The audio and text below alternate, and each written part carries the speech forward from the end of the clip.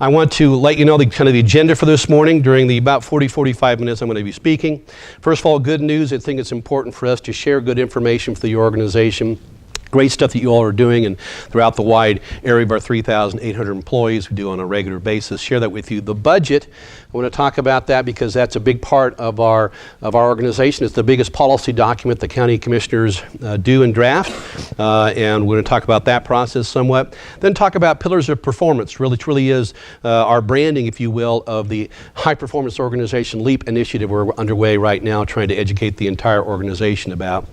Project Impact, which is a subset of that, a way for us to go ahead and harvest great information from you all to help change the organization either at the individual or departmental or organization-wide level, and then talk about what's on the horizon, things that are kind of in the future. So the agenda for today. Let's get started. Good news, activities.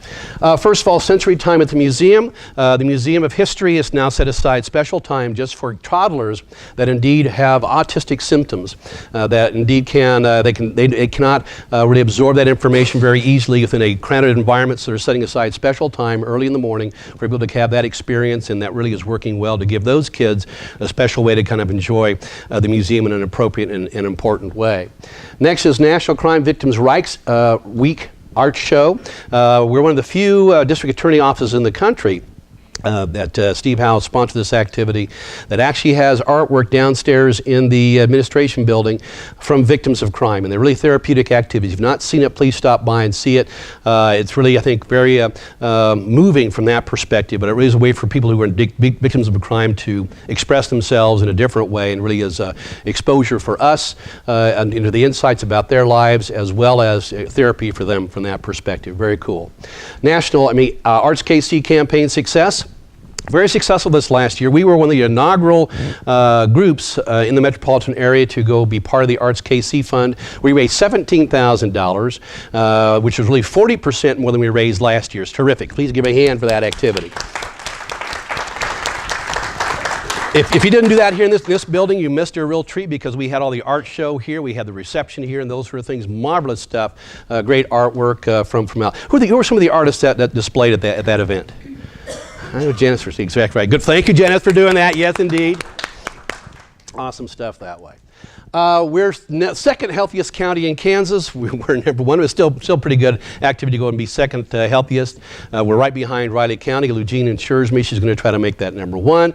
We're going to have to work on that sort of stuff. And I think the reality is we have a lot of amenities, but our body mass collectively is a population of almost 600,000 people, and our diabetes and heart issues are not as good, the outcomes, as they are in Riley County. So we're trying to change those activities. But working on it. It's good stuff. Johnson County Wastewater wins 6 outstanding compliance award. Yes, yeah. And to embellish that further, I think it's a gold, platinum, I'm saying gold, silver, and platinum award. The gold award, I believe, is for 2 different plants, which has 5 or fewer violations, if you will, or tests that are not in the right order. In 1 year, the National Pollution Emulation Discharge Permits, NPDES permits, 5 in a year. We had 2 of those plants be in that category. We had 2 plants that indeed were in the next category, which did not have any violations for an entire year, which is amazing given the hundreds and hundreds of tests we do on a regular basis. And we had 2 plants. I think it was the Nelson and Mill Creek plants, I believe. Is that correct? That got the Platinum Award. So there were no violations every year for 5 years running. That's phenomenal. Great stuff. That's great stuff. Great stuff. That's hard to do from that perspective. And if you talk about the most important, I think, public health program we have is wastewater. Because if that doesn't work well, then we're not going to be living in this community, plain and simple. That's the bottom line. Great work. Certification of Achievement for Excellence in Financial Reporting. 27 years in a row we've received this award. 27 years in a row. And what does that mean? That means that indeed our information we give out to the public and to you all to look at activity is supposed to be in a clear and concise manner, accurate and so forth. Those reports can be relied upon for bond counsel and so forth for the public for transparency. So great work from that aspect as well. The Joe, we did transfer the responsibilities from our own transit department into the Kansas City Area Transportation Authority, saving us about $500,000 on an annual basis. Great work there as well. And you'll hear more about that later in a little bit, but I think the real significance of this is trying to have a department that sees the validity of us trying to do something different and trying to provide transit services in a different way, that they were able to go ahead and make that transition, which was pretty dramatic and pretty formidable. Next area talks about Best Times. Best Times comes out of every month, and it did receive the award for the best new magazine in the state of Kansas by the Kansas Press Association as well. Good stuff. I'm now receiving that on a regular basis, so you know how old I am, so those sort of things. But a really good publication, and hats off to them as well. All right, let's move into the more meatier stuff of the conversation, and that being the budget for 2016 as we go forward. Now, before I talk about 2016, so we're planning right now what sort of expenditures we're planning to have through the calendar year of 2016. So we're on a calendar year basis versus some sort of odd fiscal year basis. So we're trying to project right now where we think our ending balances will be in December of 2016. A little less than 2 years from now. And that's tough to go ahead and forecast, but we work on that activity. But I want to give you some context before we talk about 2016. Let's go and remind ourselves about 2015. That's what this is all about. The budget overall is about $870 million. That's huge. There's no question about that. The state of Kansas's budget is about $6 billion. We're a little bit less than $1 billion. So that gives you a sense of scope. But if you take out the amount of money we have for reserves, if you take out those entities that don't really have any tax consequence, like wastewater and the airport and those sort of things, you get down to a really kind of budget that is affected by taxes of about $310 million. So it kind of gives you a sense of perspective of how far we're going. So that's the area where we really have the biggest issues, because it's all tax generated either by virtue of three major tax sources: property taxes, sales taxes, or in our case we could do but don't do, intangible taxes. Tangible taxes, we could go ahead and put in a 1% amount of taxes on people's investments. Used to have that decades ago. We got rid of that by virtue of the sales tax issue, but those are the three sources of taxes that we have in Johnson County. We've occupied the space for two of those. That's really kind of the issue, is going forward here is what sort of deficit do we have for 2016. Now, why do we have a deficit? These are some things I want to talk about. First of all, about $6.5 million of this $19 million deficit is because we basically borrowed money last year from various one-time sources to pay for ongoing expenses. It's like borrowing from your savings to go and pay for your mortgage. You can only do that one time. So we got to make up that lost ground. You might recall last year that we did propose about a 0.8, then it got to a 0.6, then it got to be a 0.4 mill levy increase. Commissioners said no, it's got to be zero. So we're going to go ahead and make things balanced. We had to go ahead and reach in these one-time accounts and pull that out to go ahead and make things happen. That's about $6.5 million of the amount. $4.5 million is for us to go ahead and maintain a 3% merit pool. Now, I think that's very important, because I think it's important that we make sure that you all are compensated appropriately, not gold leaf, not platinum coated, but appropriately, because the marketplace is changing. So we want to make sure that indeed the budget is financed with that in mind to appropriately compensate you as we go forward throughout time. That's $4.5 million. $2 million is additional pay issues that still need to be finalized. Those things, part of that is about $1.2 million to adjust the pay scale for the sheriff's departments. They've not seen their pay scale change for a couple of years, so we've got to keep with the marketplace there. The rest is really being used for pay adjustments as we move in the ranges from the lower range, moving them closer up a little bit higher to midpoint. Some individual employees may be below the new range minimum. We want to move those employees into the range minimum so they're not impacted, and some compression issues as well to compensate on a case-by-case basis, about $2 million there. Mortgage registration collection fee decrease. The third largest revenue source in the general fund was mortgage registration collection fee.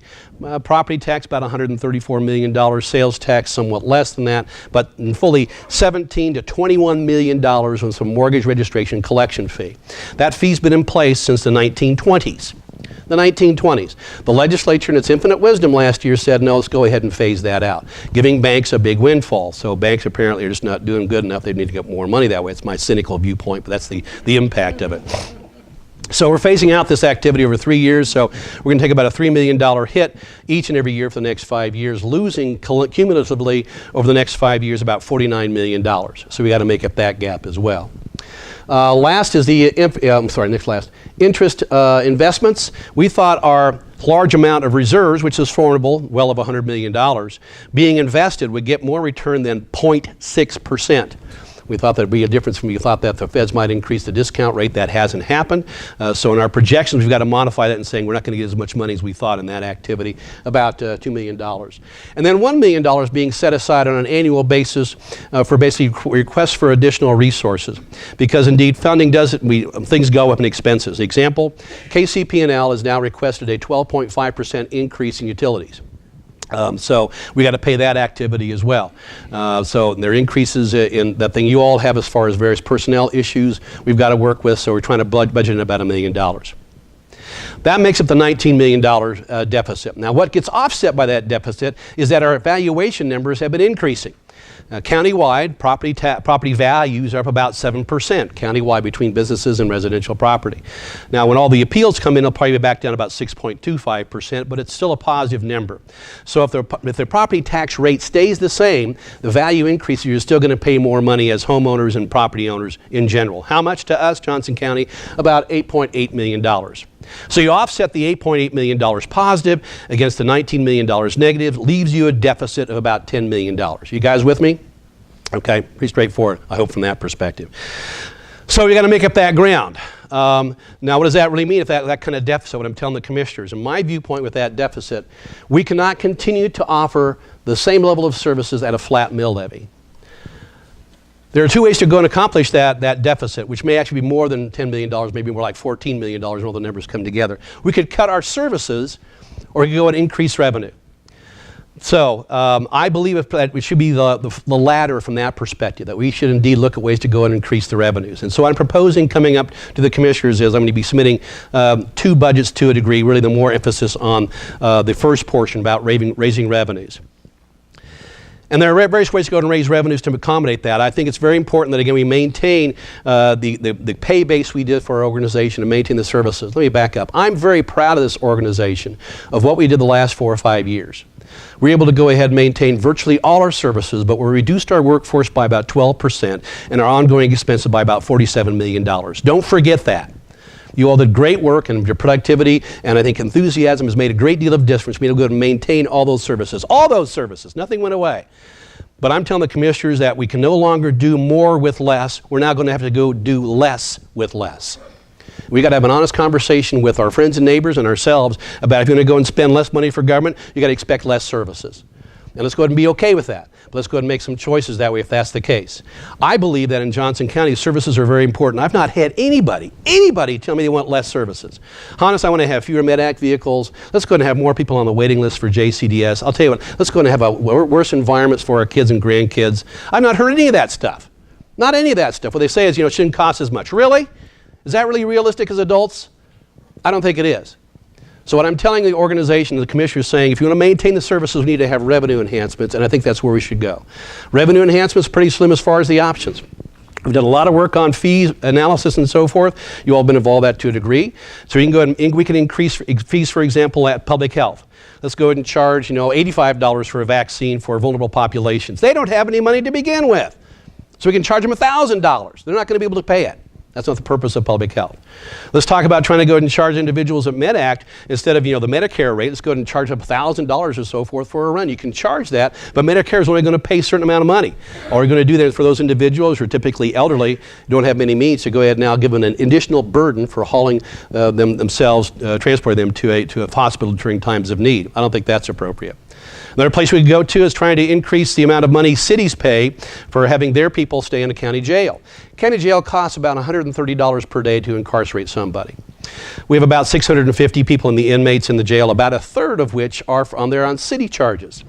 So when the city charges them, puts them in the county jail, awaiting trial, we charge them $35. Not the $130 it costs us. But trying to go and increase that amount is going to be very politically volatile, because then the cities are going to say, hey, the county's doing to the cities what the state's doing to us. And commissioners, I think, are abhorrent to that activity. So what that means is the only place we have to go is the mill levy. That's the only place we can go. Sales tax is consumed. State legislation says we're maxed out for our sales taxes. We have one authorization for about 1/4 cent or up to 1/4 cent sales tax, but that's a 10-year sunset. It has to be voted on separately just for public safety. So the only place we can go is property taxes from that perspective. Now, how much are we talking about as far as property taxes? about 1 to 1.6 mills. I'll give you some context. The mill levy rate in Johnson County is about 17.6 mills for general fund activity. That is the lowest mill levy of all 105 counties by how much? By 40%. By 40%. We're 40% lower than anybody else in the mill levy rate.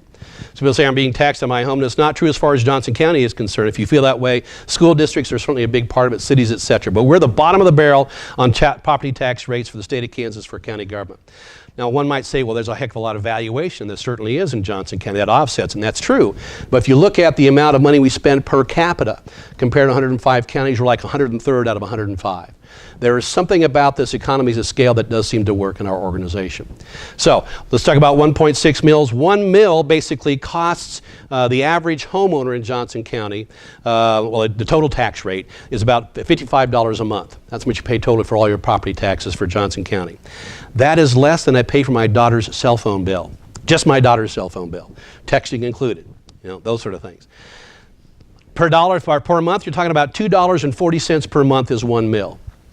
So we're talking basically at 1.6 mills about $3.80 per month. Now, that's for the average homeowner. Compare that to the 12.5% I talked about just a second ago for KCP&L. That amount's going to be about $12 on the average for the average homeowner per month.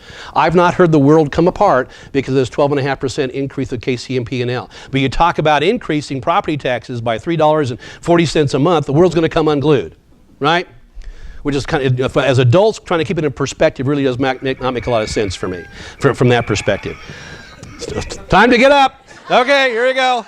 Thought I was up earlier, but I guess not. I love that. That is great. That is great. So, I got you. So I'm going to be presenting. I wish I could go ahead and that's pretty good. That'll be on the videotape, right? The Hannes does Rooster Crow. Exactly right. Film with 11. All right, that'll be good. By the way, that's why I'm waiting the microphone here, because we're recording this for posterity, I guess. Who wants to watch this again? I don't know. Hopefully your counterparts will like it if they can't be here. So we're submitting this budget really talks about revenue enhancements to go ahead and make sure that the organization is fully funded to do the great work you do on a regular basis. But I've got to also satisfy the concerns of a minority viewpoint right now, the commission, that says, no, let's cut our way out of this activity.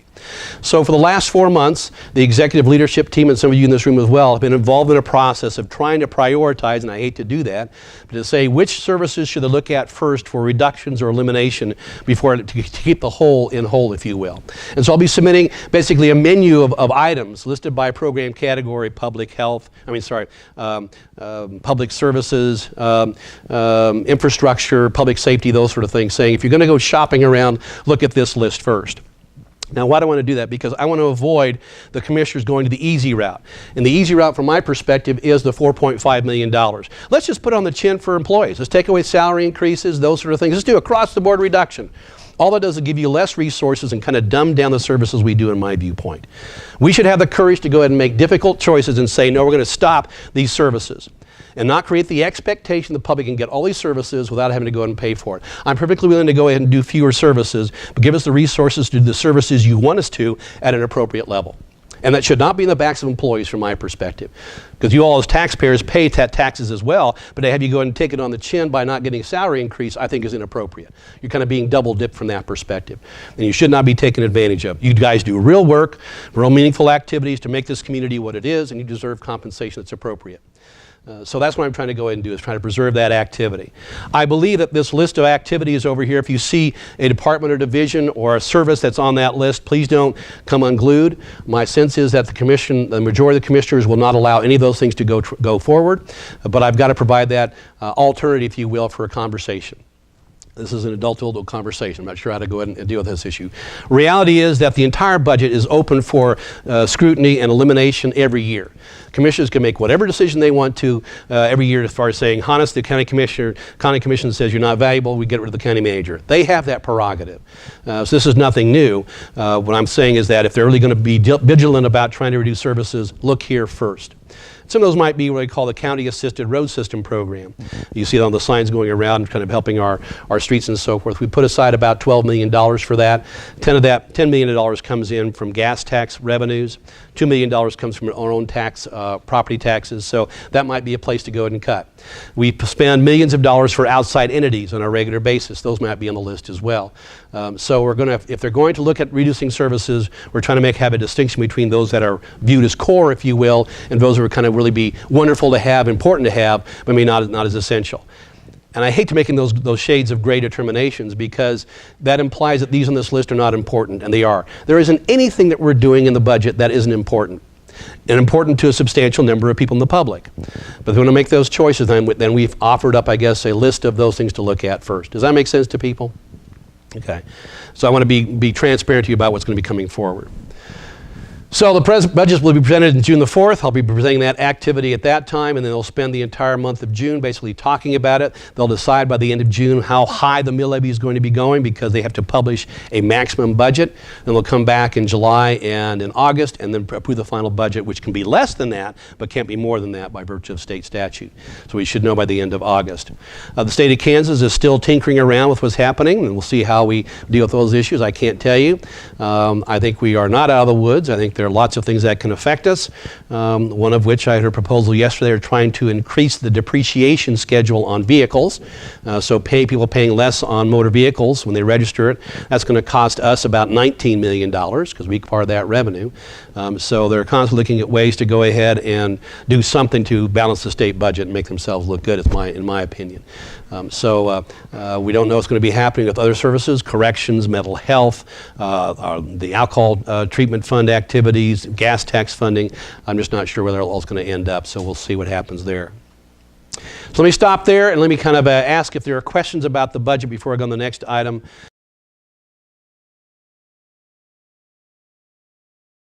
All right, moving on to pillars of performance.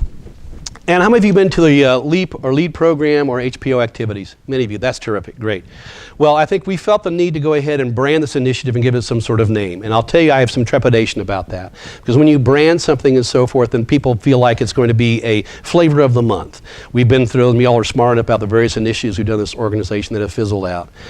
So I have some trepidation about that, because people are going to associate, well, this is Hannes's deal. And when Hannes leaves, guess what? It's all going to poof go away. Which I hope does not get to be the case. But we need to go ahead and brand it in some way to go ahead and bring together this common initiative, so we're just not calling it HPO or LEAP or the kind of activities going on. So we labeled it Pillars of Performance. Why do we label that? If you look at it, it looks kind of like the Acropolis, has pillars that way. And I think this is appropriate because the Acropolis is emblematic of our democratic values, which I think we're all trying to have as the common base, the common purpose for us. And to the side of that, you have basically part of the Athenian Oath. The Athenian Oath was required to be given or taken by individuals who wanted to be leadership, if you will, in Athens thousands of years ago. And it has many things in it, but the salient part, I think, for this conversation is this, that we will strive increasingly to quicken the public's sense of civic duty. Thus, in all these ways, we will transmit this city, Reed County, not only not less, but greater and more beautiful than it was transmitted to us. To me, that is a timeless activity. Go ahead and leave this place better than we found it. That's the short version of that activity. That's foundational for all of us. And guess what? All of us are going to leave this organization at some point in time, me included. Hopefully not for a while. We'll see. But I think the question is, what kind of condition are we going to leave this organization for your successors, people that follow you?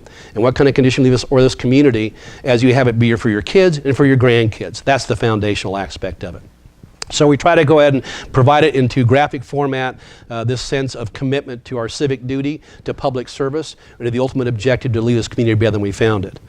So we've now broken down these areas into the pillars we call leadership philosophy, vision statement, mission statement, our core values, behavioral values, and operational values. So you'll see these kind of around the organization from time to time in various poster form and so forth.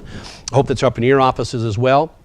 That I think kind of gives you a sense of commonality for all 3,800 employees. That's part of the challenge I have. is trying to go ahead and give everybody a sense that we're all connected. It's not public health and public works. They're not individual silos. We indeed are collectively working to go ahead and make this community better than we found it. And kind of making those connections, I think, is important from my perspective. So what do we expect coming in the future?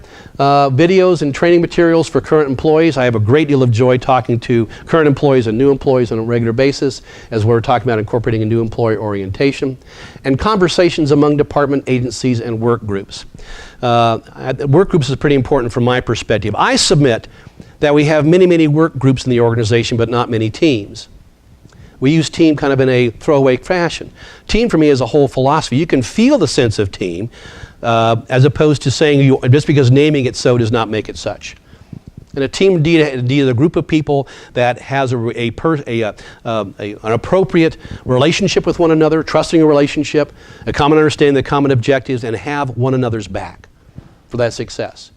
I submit we have few teams, but a lot of work groups. I think we're migrating to teams.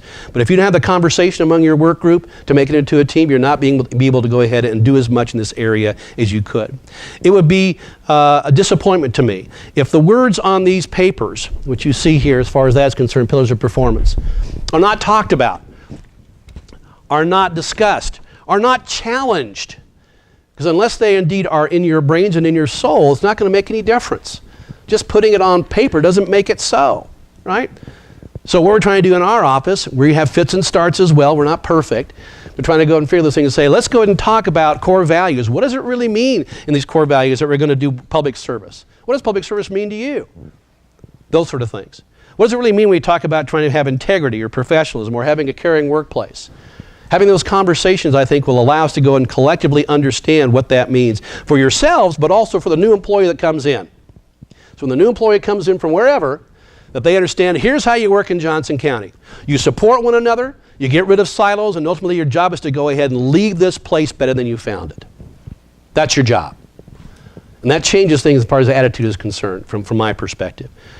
So we try to, for you to try to articulate some of this stuff, we just try to collect some examples. And saying, give us some examples of what Pillars of Performance looks like. And can you articulate it for us? So we have a few examples for to show today. First of all is Alice Emrine, who indeed we talked about having transit go to KCATA. She helped dissolve her department after some 20 years. That's tough to do. Let's hear her story. I'm Alice Emrine. I'm the Transit Administrator for Johnson County Government. I wanted to talk to you a little bit about organizational values and how the consolidation between Johnson County Transit and the Kansas City Area Transportation Authority really expounds what Johnson County government is all about. So, as all of you are aware, we started looking at consolidation of Johnson County Transit and the ATA in an effort to be more efficient, not only for Johnson County government, but also for our regional riders.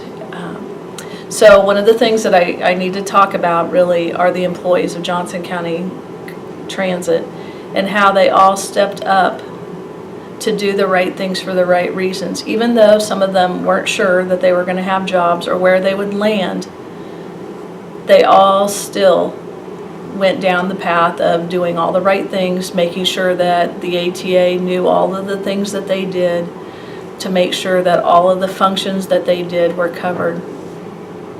And so at the end of the day, I think the most important thing that I can tell you is every employee at Johnson County Transit ended either at the county or at the Kansas City Area Transportation Authority. Some went to different jobs, different settings, but everybody is happy with what they've done and where we've gone.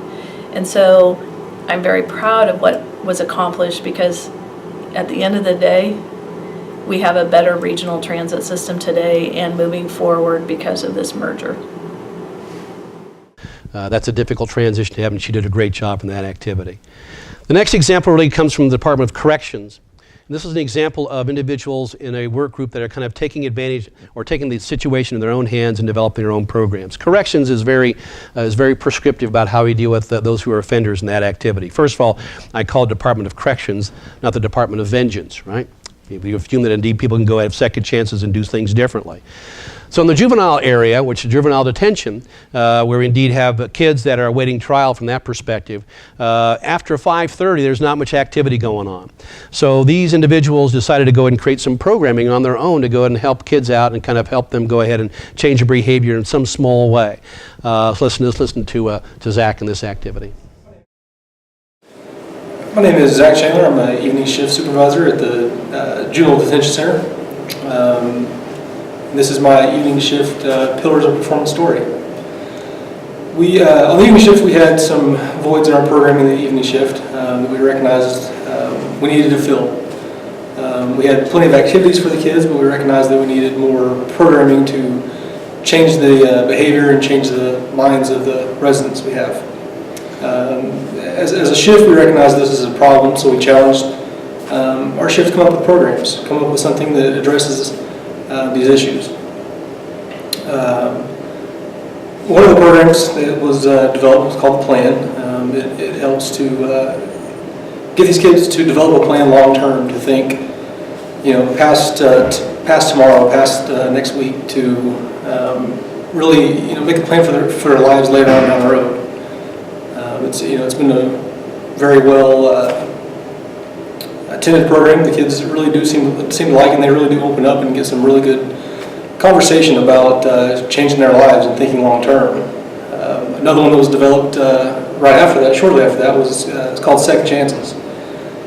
This program, it really hits home with the kids that everybody gets a second chance in life. That just because you made a mistake once, that it doesn't mean you're doomed.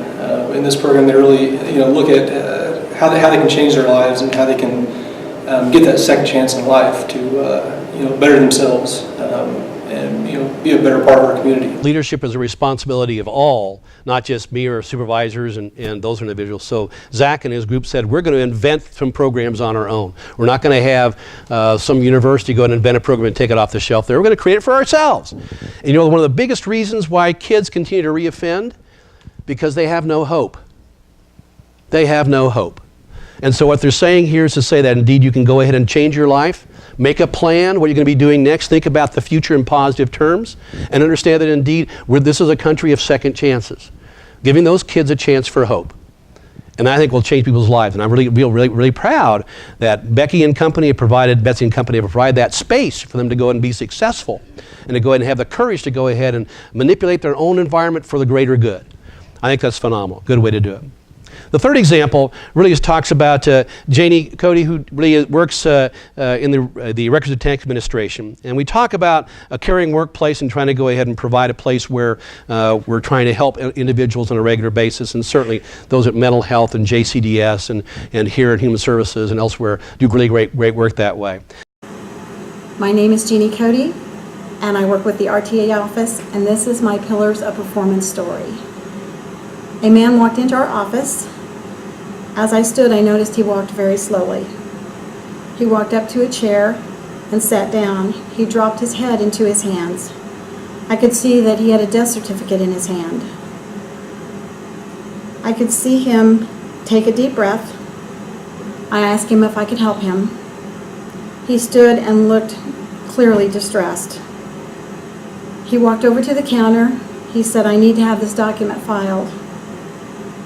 And he handed me the document. As I scanned it, he said, "This is my wife." Then I took a deep breath and told him I was sorry for his loss. As I glanced at it, I noticed she was only 32 years old and that she had died of cancer, and she'd only died 2 weeks earlier. I told him I would record it, and he nodded and returned to his chair. After I recorded it, I called him back to the counter. He stood there shaking his head, and he said, "What am I going to do? What am I going to do? I have 2 small girls. What am I going to do?"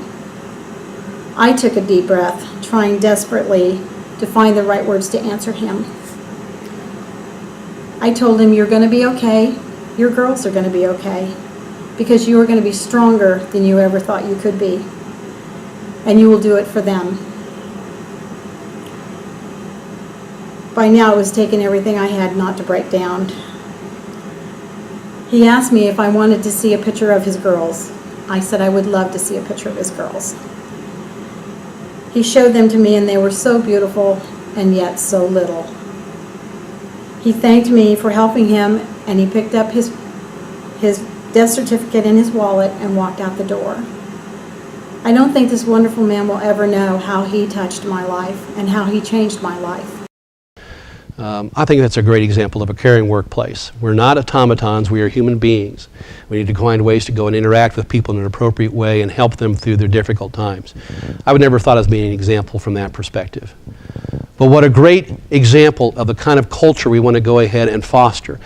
We have a pretty good culture right now, but how do we foster it in more meaningful and more appropriate ways and become better than we are right now? So we're trying to go and capture these issues as we go forward. Look for examples of employees or teams that exemplify a pillar of performance. Let us know about that stuff. I'd like to have Andy and others go ahead and record these things in the future. And over time, we'll have a body of work of various video clips I'm envisioning here. So when new employees come in again, they say, here's some examples we're talking about in our pillars of performance, or how we're going to go ahead and behave in the community and the organization as we go forward. Send your stories to communications@jocogov.org. We encourage you to go make that happen. The more examples we have, the more we'll celebrate what you all are doing, but the more we're going to develop a body of information, again, for employees that come forward. I'll end with this idea in terms of pillars of performance. If I come back 50 years from now, my hope is that the essential ingredients of these will still be maintained. It might be rebranded to something different, and that's okay. If you don't like the name Pillars of Performance, then rebrand it for the culture at that point in time. But I think these are foundational items. The idea of trying to leave this place better than we found it, I think, is fundamental. Doing the right thing for the right reasons for the public good, I think, transcends for us hundreds of years of activity. Mind you, we've been an organization for 160 years. That is 6 years longer than the state of Kansas. 6 years older than the state of Kansas. I will be here for 160 years. And as we talk about our democratic values and what we're trying to accomplish, I think these pillars reinforce that activity. So let me transition to the next item, which really talks about project impact. How do we harvest if we try to develop a culture of constant improvement?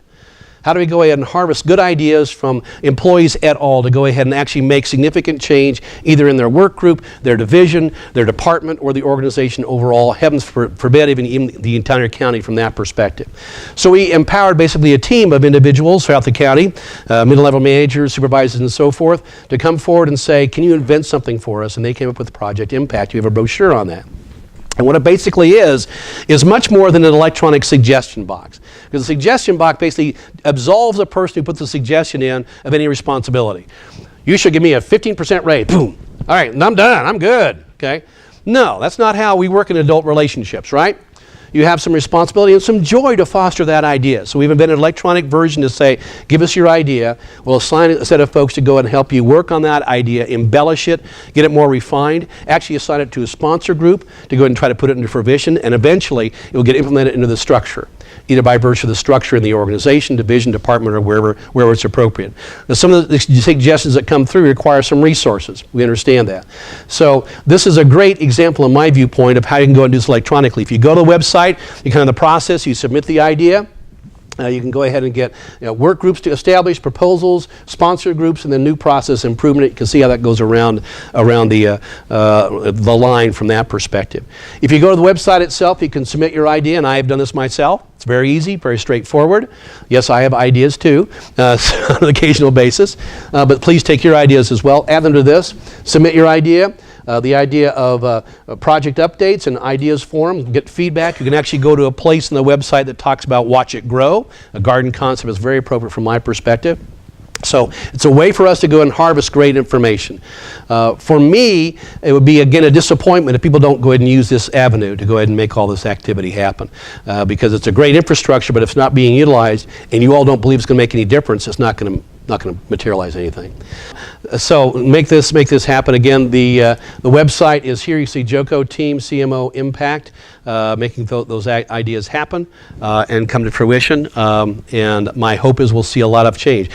Last time we talked about like 10 or so. Now we've had 8. You have 18 now. So the word's getting out to go ahead and make that happen. If you've ever said to yourself, somebody should ... guess who that somebody is?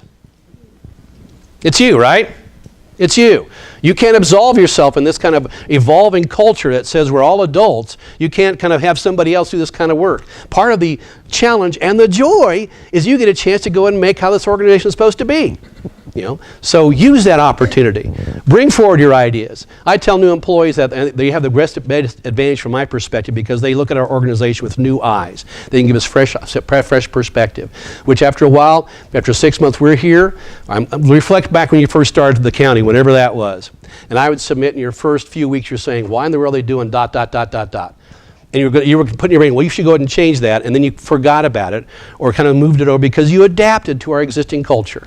The way I can reflect upon that, when we moved from Hayes, some 12, 14 years ago, we were supposed to go ahead and make improvements to our house. You go out the garage, you had kind of a hole in the paneling there. We were going to fix that, not a problem. The toilet kind of leaked in the guest area there. We'd fix that area. After 6 months, had I fixed those problems? No, I adapted. I put a picture over the hole in the wall and the paneling. We'd tell the company, jiggle the handle, anything. And we do the same thing as an organization. We become comfortable with what it is. And so I tell new employees, challenge authority.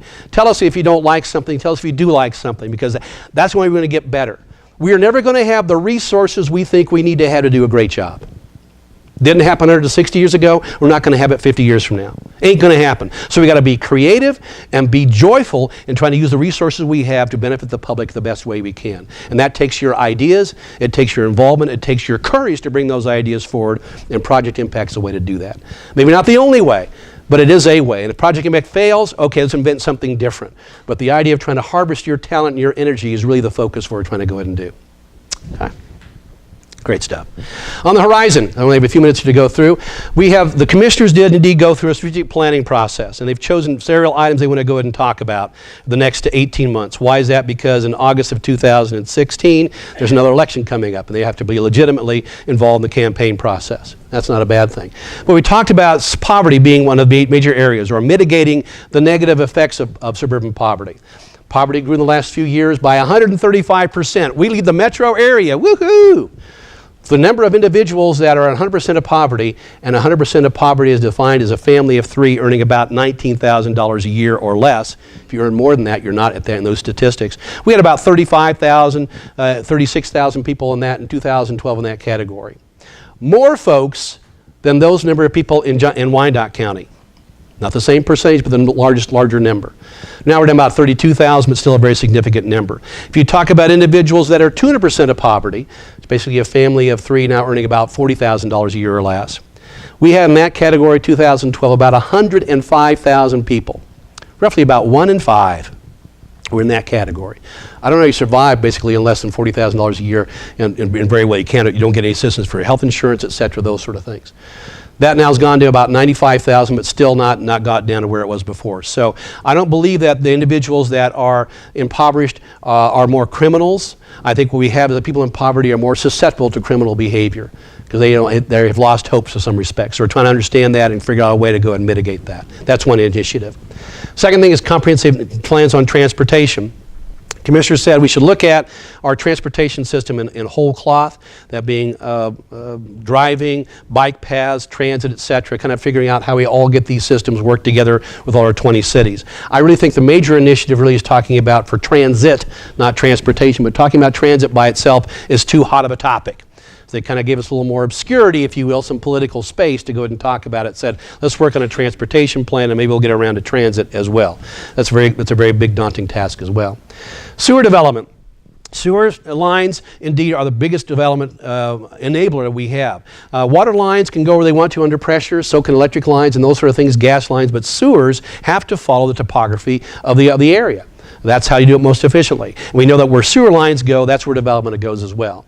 So we're having, I think, some challenging conversations about what does Johnson County look like in 20 years, 30 years from now? Do we expect every part of the county to be paved and be occupied by houses? Roughly about 45% is now vacant land from that perspective. And how are the sewer lines going to be paid for from that perspective? So that's a difficult conversation, but we need to talk about it, and I think as adults have that kind of a open conversation where we want to end up.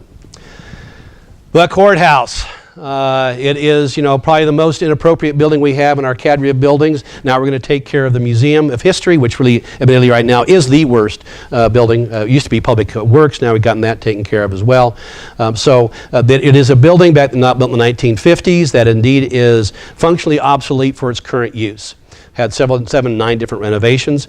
We have 600,000 people that visit it on an annual basis. We've been wrestling with this issue for the last 20 years. What are we going to do about it?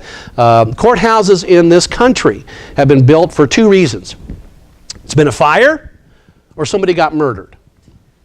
Those are 2 bad reasons, in my viewpoint, to go and try to take the bull by the horns and do something about it. There's no real love for this building because people indeed don't have a great experience as they're getting married in this building. But how else do we go ahead and value our democratic values by doing the courthouse? What do we talk? We don't settle our arguments with a knife, a gun, or fisticuffs. We do what? We battle it out in court.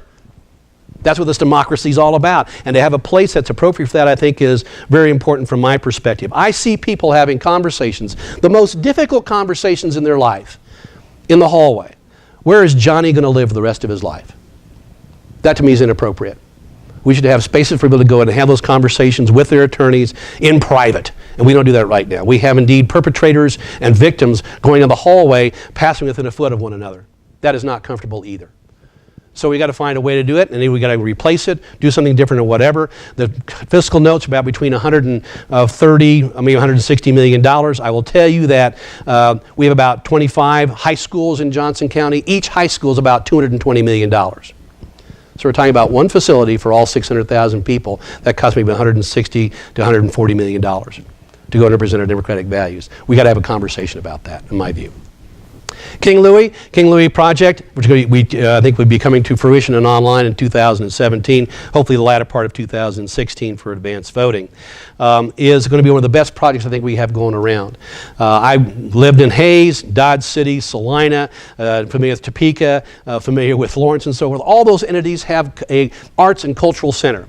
Except for Johnson County. We have almost 600,000 people. So for the first time, we're going to get a place that indeed celebrates the arts in a very meaningful way. And we use one of the iconic buildings in Johnson County. There are probably 3 iconic buildings in Johnson County. Glenwood Theater, the Whitehaven Motel, and indeed the King Louie buildings. Well, the Glenwood Theater went away.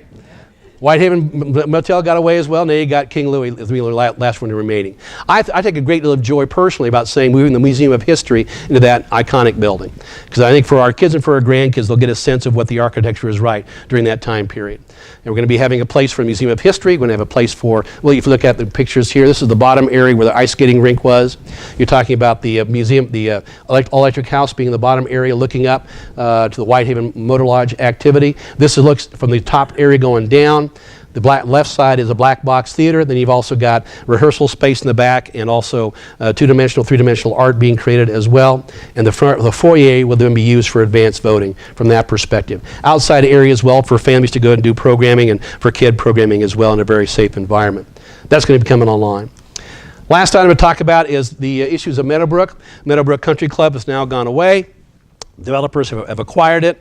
There's going to be development that has mixed-use housing, both adult and adult housing, I should say, seniors housing as well as other retail activities.